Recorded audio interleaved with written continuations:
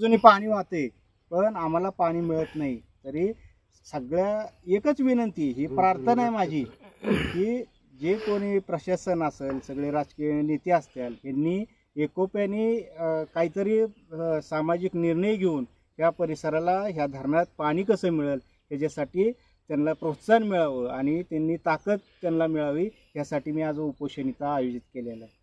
आज आपण या धरणाकडे जर पाहिलं तर शेकडो एकर जमीन या लोकांनी या ठिकाणी धरणासाठी दिली। ब्रिटिशकालीन हे धरण आहे, परंतु कधीतरी 10 वर्षातून एकदा हे धरण भरल्यानंतर गुळूंच्यापर्यंतचा जो परिसर आहे त्या ठिकाणी विहिरींना पाणी फुटतं आणि त्या जीवावर ह्या लोकांचा त्या ठिकाणी उदरनिर्वाह होतो, आर्थिक त्या ठिकाणी स्रोत बळावतात।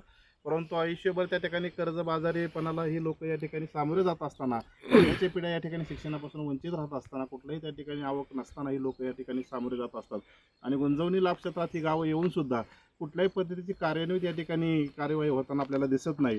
आणि या भावना, त्या 2-4 गावांच्या भावना म्हणजे फार अशा उद्रेक होण्यासारख्या भावना आहेत। आणि जो हे काम, गुंजवणीचं काम जेवढ्या लवकर होईल तेवढ्या लवकर करावं, ही भावना खऱ्या अर्थाने या परिसरातील शेतकऱ्यांची आहे। या ठिकाणी राग गावचे तंटामुक्तीचे अध्यक्ष हेही या ठिकाणी त्यांच्या भावना, त्यांनी आजपर्यंत किती खडतर कष्ट केले, किती त्या ठिकाणी मंत्रालयापर्यंत हेलपाटे घातले, हेही या ठिकाणी आपल्या भावना या ठिकाणी व्यक्त करत आहेत। गेले गुंजवणीचा विषय 1990 पासून मंजुरी होती। 93 पासून प्रवाही पद्धतीने कॅनलच्या माध्यमातून पाणी मंजुरी मिळाली त्याला पाण्यासाठी 16 गावांना, मेन बॅनमध्ये 16 गावं होती।